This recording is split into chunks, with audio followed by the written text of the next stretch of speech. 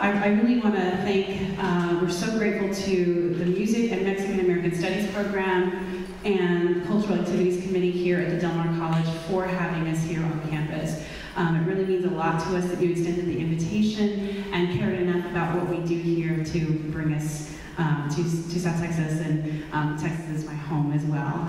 And I really feel like I need to give a special shout out to Cynthia Longoria, the chair of the music department here, for knowing about the work of the project and helping promote it to our younger generation of artists. Giving this recital in Texas gives me great joy and brings our work full circle, as it's the birthplace for my own Chicana identity, love, and artistic inspiration.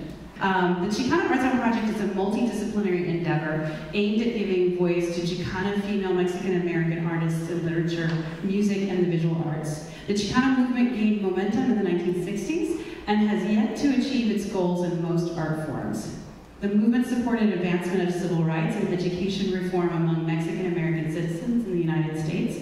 This project seeks to create a new genre of classical vocal art song of the Chicana tradition, culture, and provide a medium for future artists to explore in multimedia performances. The new genre allows a new generation of artists to feel connected to music that speaks to their own experience of growing up Chicana and increase awareness in the classical community of our beautiful culture and traditions. In essence, this music sounds like a meeting of classical and Latin rhythms and sounds.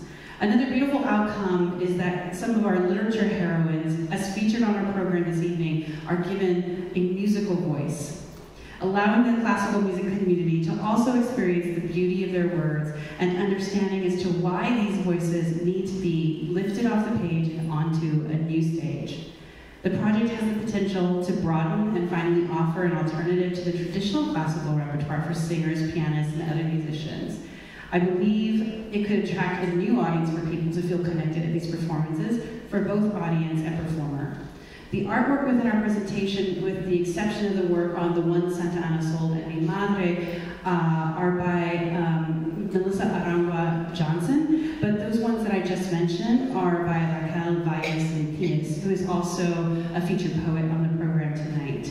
Her work, as you can tell, both works are by these artists are extremely captivating, and I think that they fit the tone of the text very well.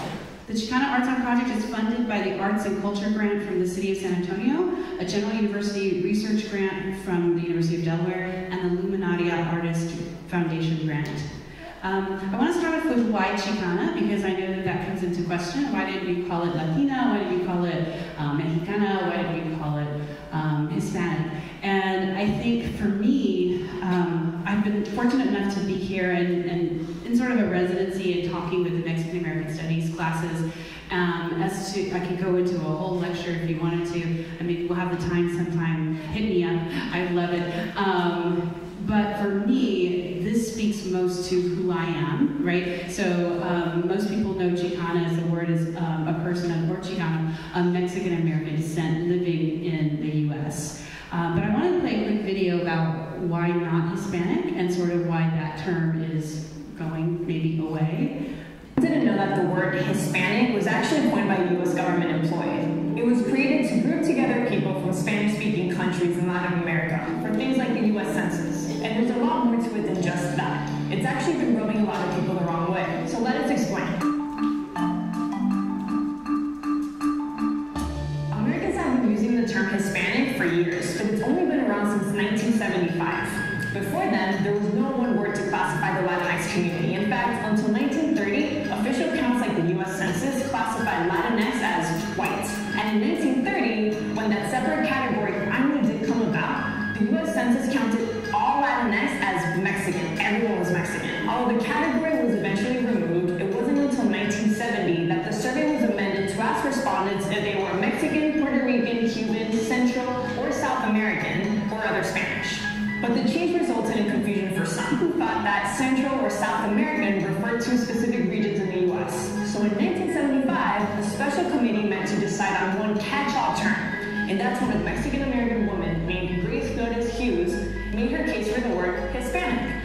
Flores didn't identify with being Latin American, and growing up she said that people would call her wetback and dirty Mexican. Hispanic, she said, said, was much better than any of those other words. So the committee went back and forth between the word Latino and Hispanic, and in the end, Hispanic received the most support. With the help of Spanish language media, the Census Bureau was able to spread the word, and Hispanic became the Latinx community's new official identifier. It was used for the first time in the 1980 US Census. But who did that term really reflect? Who did it speak to, and who did it neglect? Because not everybody embraced it, and that resistance continues to be felt to this day. The term comes from the Spanish language word Hispania, which refers to regions conquered by the Spaniards. So this makes a lot of people feel like the term revolves too heavily around the colonizer, and this whitening of the community as a whole in its attempt to erase its indigenous and African roots. Latinx people are not homogenous. No, we come in different shapes, colors, sizes. We're brown, black, white. Many different Latinx experiences cannot be centered around a Eurocentric word. So today, Latinx are speaking up. They're reclaiming their language, they're embracing, not shying away from their history and identity. That's why the word Hispanic is less and less used, and more inclusive terms like Latinx are gaining way more popularity. Because when it comes down to it, language like this is never just about the words. It's about respect, it's about recognition, and it's about representation.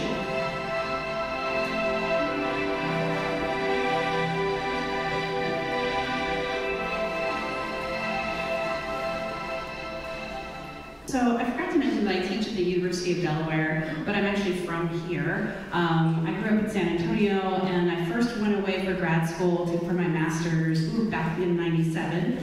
And I noticed then that I was really missing my culture and history. And I also noticed as a music major that I was sort of lacking things that I really connected to. So I noticed that we had art songs for singers that talked about German culture, the French culture, but there really wasn't anything for what I sort of grew up with. So I approached my teachers asking for such repertoire, and a lot of what was given to me was from Spain, or from Argentina, or from Colombia, right? But nothing really exists for what we experience here.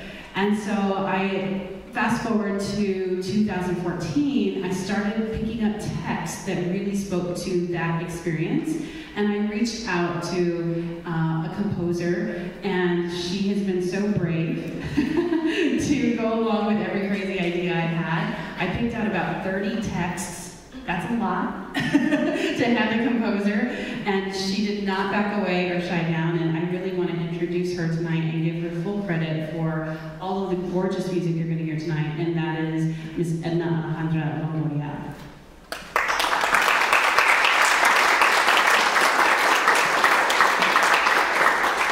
So then, as I approached Edna, we started talking to poets and asking for permissions, and the project just keeps going, which is really, really wonderful to see. If there are any area choir directors or voice teachers, please hit me up for the songs, because the goal is to get these songs into the younger generation's hands and have them also have something to use in the concert hall.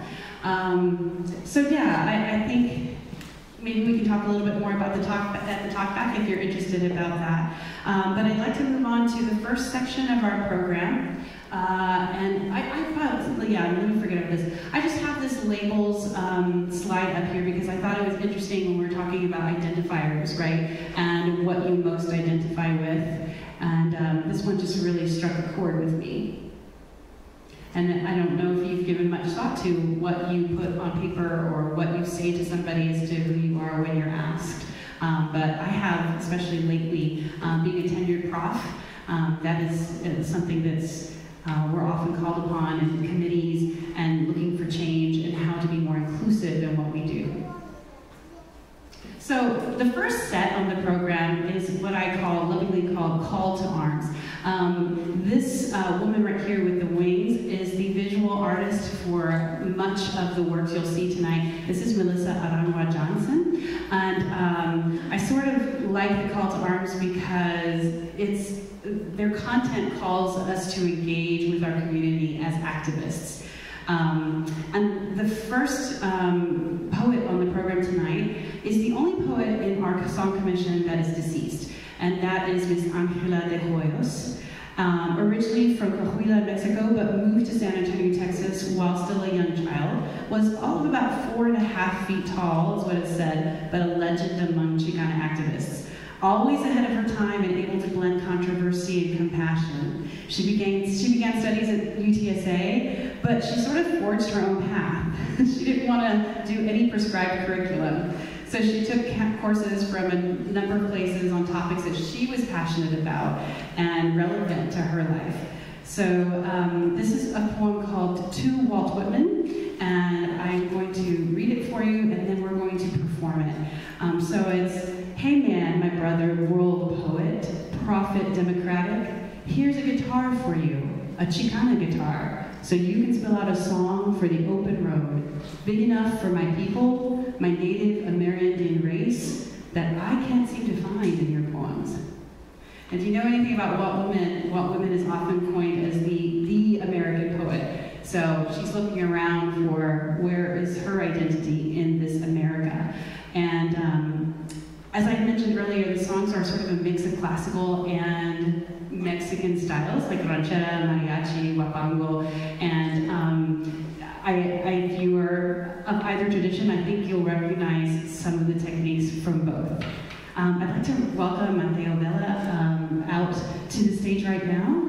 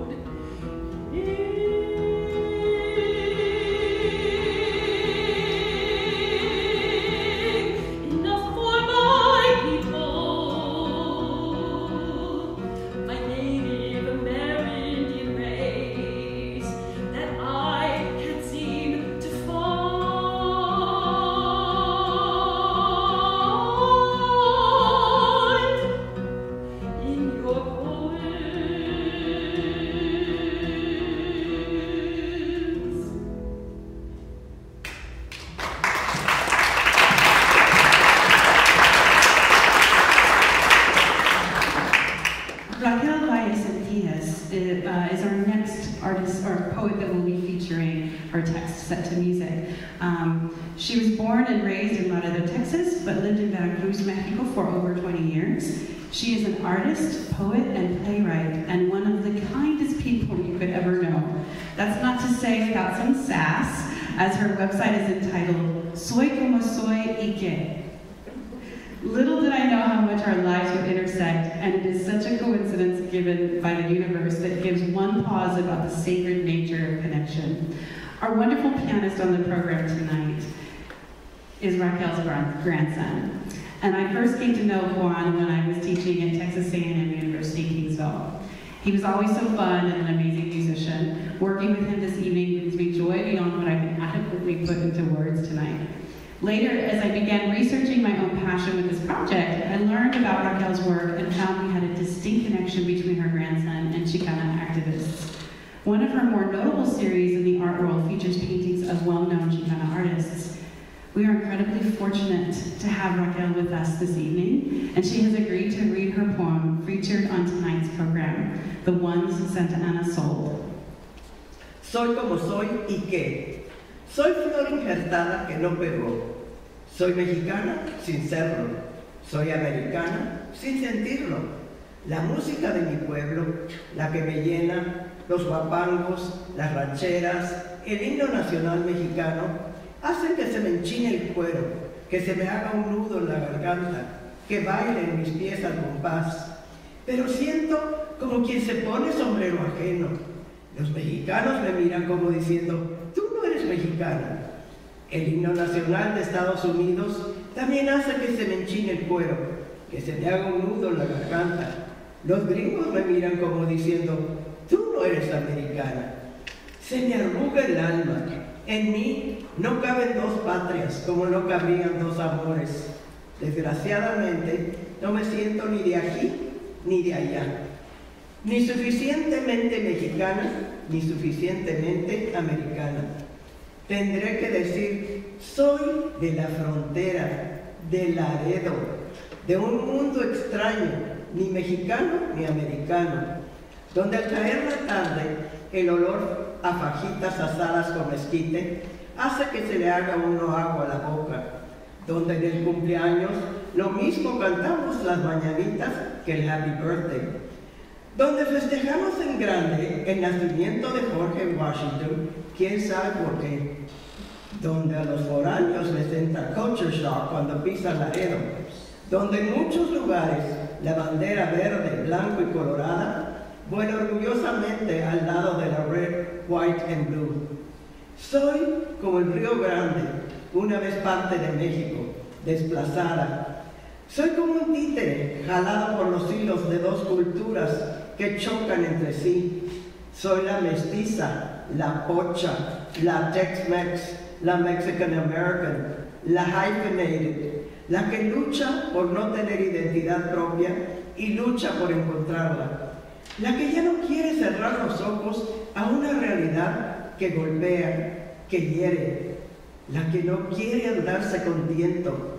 La que en Veracruz defendía a Estados Unidos con uñas y dientes. La que en Laredo defiende a México con uñas y dientes. Soy la contradicción andando. En fin, como Laredo, soy como soy y qué.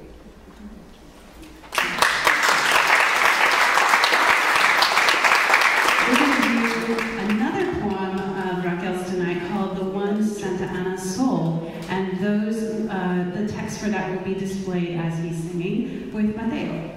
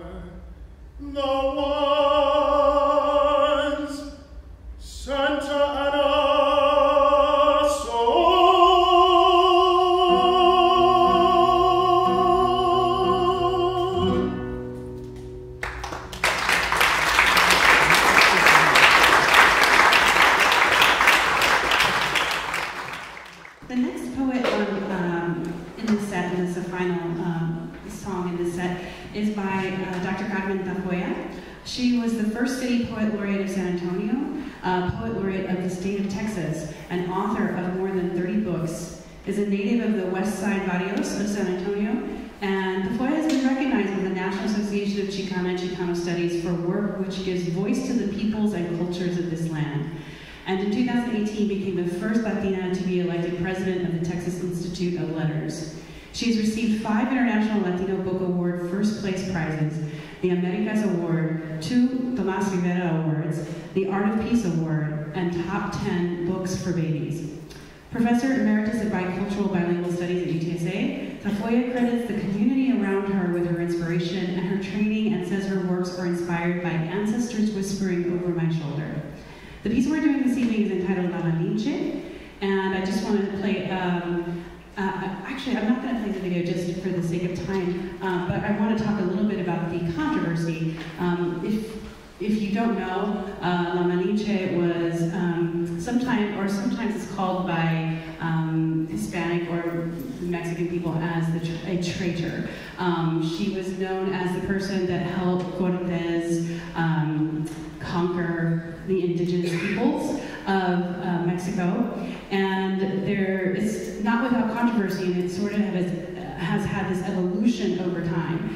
So, a long time ago, we used to, there were people that I grew up with that would subscribe to this idea that she was traitor. And then later on, especially with Carmen's poem, and as I was going through school, we talked about how, well, let's sort of empower this woman as to what she actually did, as much as she could do as an enslaved woman. She was educated, and she sort of, instead of giving up and just maybe dying because she didn't want to go with, not work with Cortez. She actually, and I love the way Carmen says this in her poem, she says, she saw our world, I saw our world, and I saw your world, and I saw a new world, mestizo la raza. And so that is sort of what I grew up with, is thinking about a new empowering image of La Malinche. But now, and maybe rightly so, they're talking about, let's not gloss over the fact that there was non-consensual sexual congress here, right? And we don't need to sort of make it seem like this was all nice and her doing. Certainly not. But at the same time, I'm not sure she had a big choice. But I'd like to think that she sort of took her power where she could. So this is La Malinche, text by Carmen de Foya.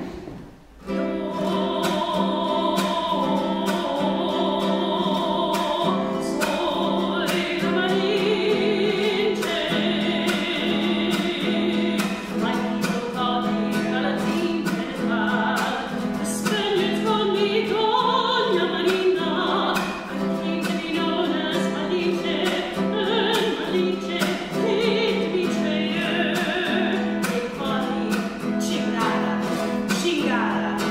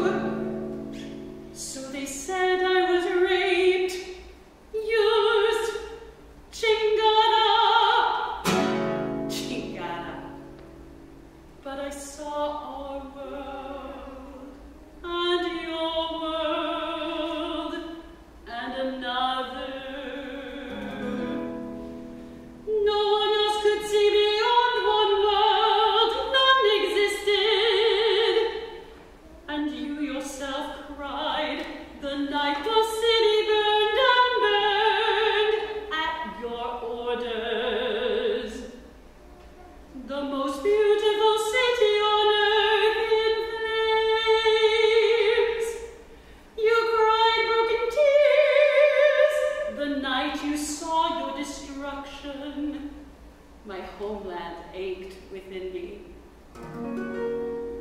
But I saw another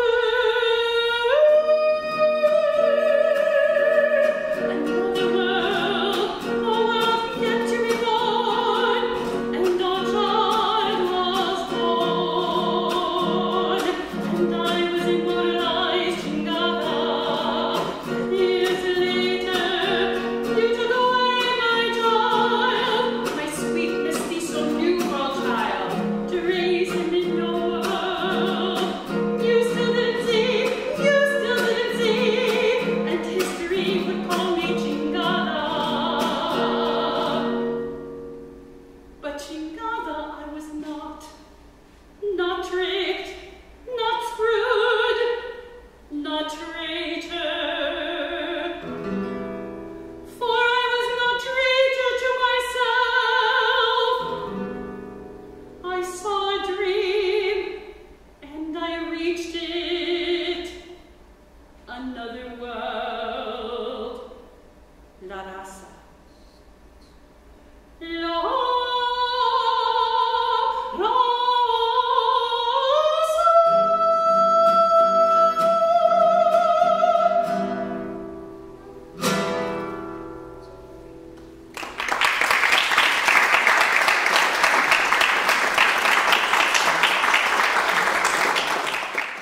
So we're going to shift gears a little bit for the second set, which I have sort of grouped together as Familia.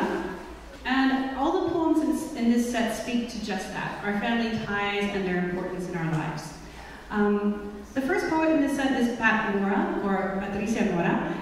She's from El Paso, Texas, but now lives in Santa Fe, New Mexico. She's passionate about sharing what she calls book joy, and has books for adults and children. Mora holds an honorary doctorates from North Carolina State University and SUNY Buffalo. She was awarded a Lifetime Achievement Award from the Texas Institute of Letters and was a recipient and judge of a poetry fellowship from the National Endowment for the Arts. One of the main goals of the project is to have a body of repertoire, as I said earlier, available to a younger generation of singers. And tonight, that aim is fulfilled. First and foremost, by Marisol Salazar. Marisol is a student here at Del Mar, and she will be reading and performing Mora's work, Mi Madre.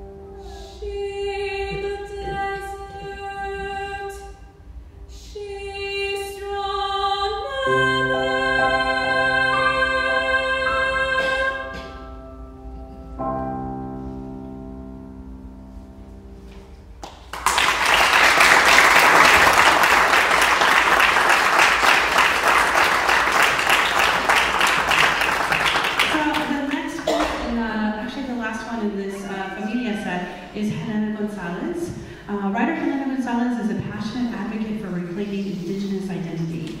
She herself is a member of the Tapilam Nation. She is native to Yanaguana, San Antonio. Gonzalez's book, All Around Us, is the recipient of the Tomas Rivera Mexican American Children's Book Award, an American Indian Youth Literature Honor Award, and an International Latino Book Award. She was a member of Sandra Cisneros' Macondo Writers Workshop in 2019. She was a member of Sandra Cisneros' Macondo Writers Workshop in 2019, and studied under a Kung Fu master when she was a librarian in China. This later informed her Tai Chi storytelling method, which is fascinating. If you ever get the chance, go Google it or YouTube. There's some really neat videos of her doing this. I would attempt it tonight, but I'm afraid I just wouldn't do it justice. I did study with many Kung Fu masters. So this is Living Waters by Helena Gonzalez, and I'd like to read it before we sing it. Sister, how deep is the ocean inside you, swelling in this second, stirring currents of dreams you have yet to fathom? What will you pour into pure reservoir, knowing already it is perfect and enough? And when the storms come, as they always do, all that lives within those waters will remember that this is real and this is beautiful. And you will crash onto shore, then surrender with grace, rejoicing in reunion with something so much bigger, singing with this moment, with this breath. I begin again.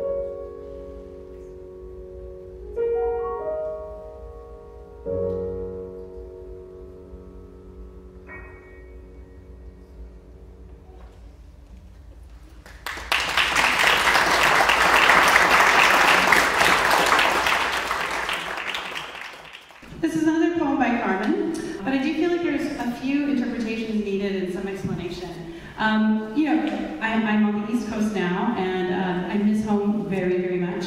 And this is a piece that I feel I can always come back to, and it connects me immediately to home. And it's one of the first pieces that Edna wrote, and I'm so grateful that she wrote it, and we had a lot of discussions about what it should sound like. But there probably are a few interpretations maybe that you might be helpful for the piece. Hay un lugar means in Spanish there is a place. Metate is a flat oblong stone for grinding corn. Comal, most of us know what that is, but not everybody. A flat piece of cookware often used as a griddle. And sopilotes are vultures. And donde hay un lugar para ti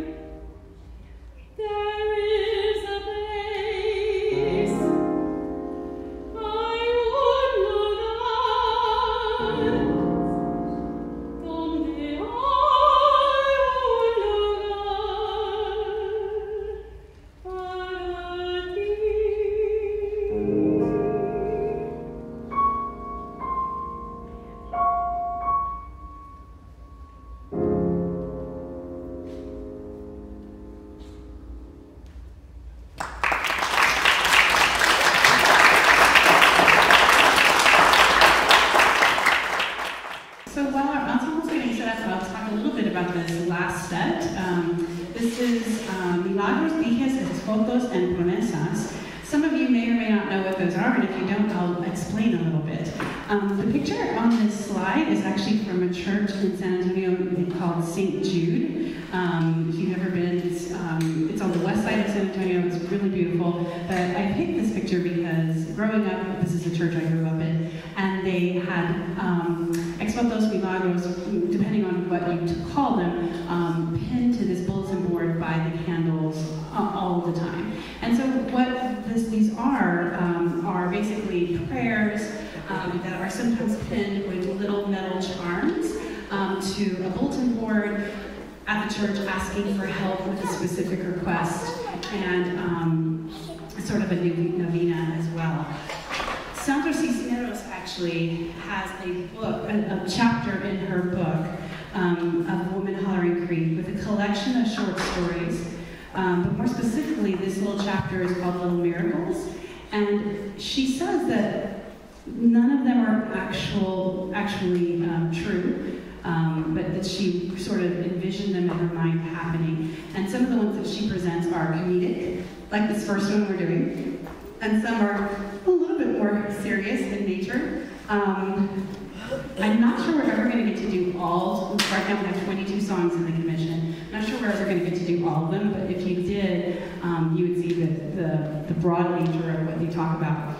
We're actually talking about creating an opera with this little section, and so more to come on that. But I'd like to talk to you a little bit about Sandra Cisneros in case you've never heard of her, which I'm sure you have.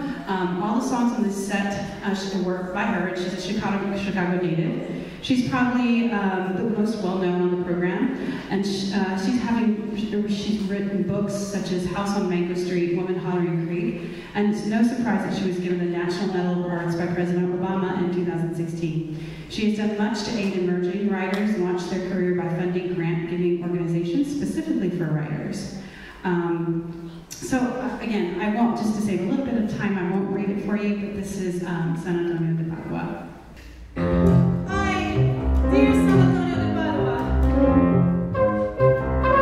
can you please help me find a man who isn't a pain in the narcos? There aren't any in Texas, I swear, especially not in San Antonio.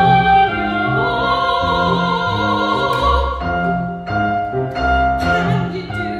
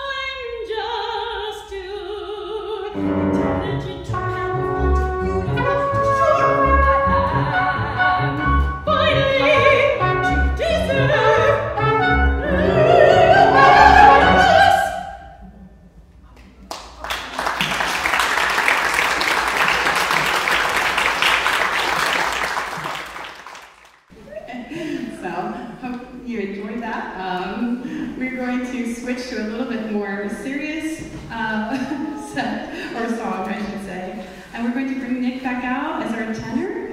And this is Blessed Virgen de los Remedios.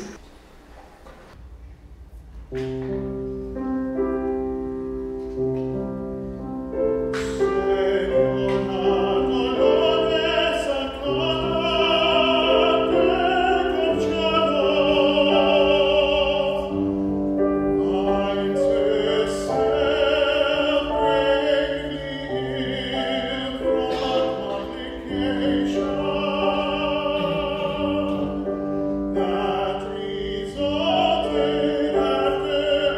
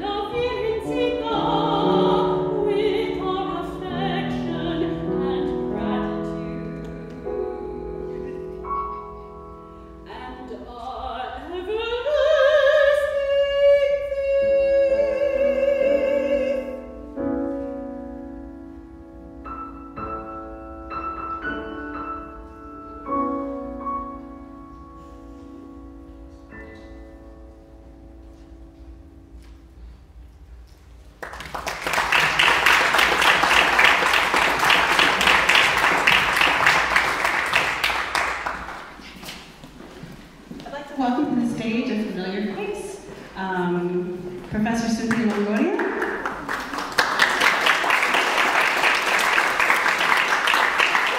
I said earlier that I was grateful to the chair, and here she is, hosting us and extending the invitation to be with you tonight. What you may or may not know is that Cindy and I go way back. We're talking undergraduate days. And for us to be here with you all in this capacity is truly special for me. We've been singing together since the early 1990s, and we used to sing things that weren't really allowed in the curriculum, like ranchera and mariachi music. Yes, I know who that is, thank you. And here we are, bringing it onto the concert stage for the future of hopefully music curriculums everywhere.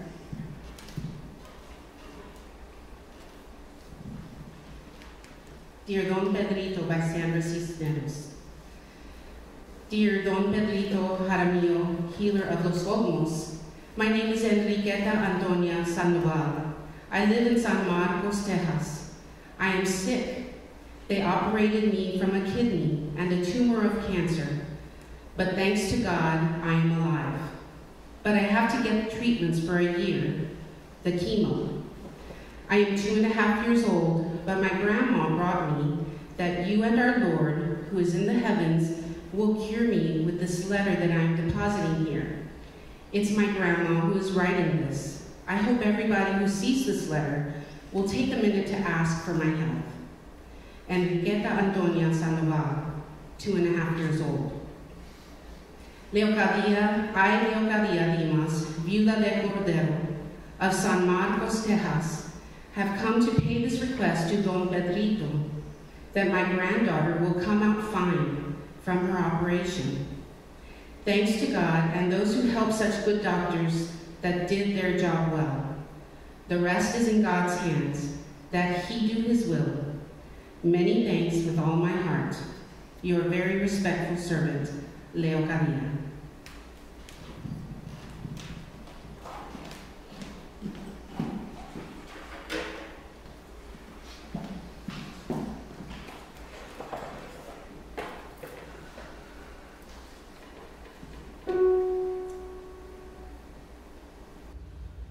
Oh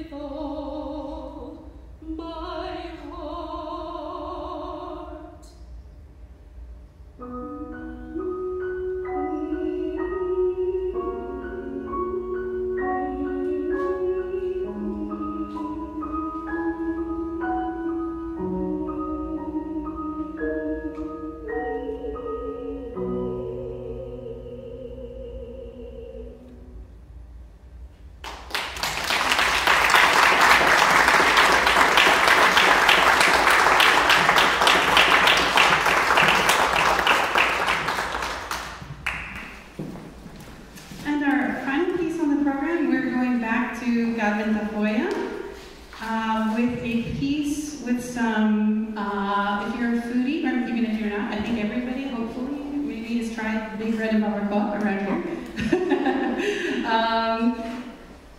It's the title in the section Que te vaya bien, which is a traditional departing sentiment for most Spanish speakers, especially in this area. And the whole saying is Espero que te vaya bien, but it's often shortened to Que te vaya bien. And it basically means I hope everything turns out well. And I wish the same for you. This last piece is a cumbia of sorts.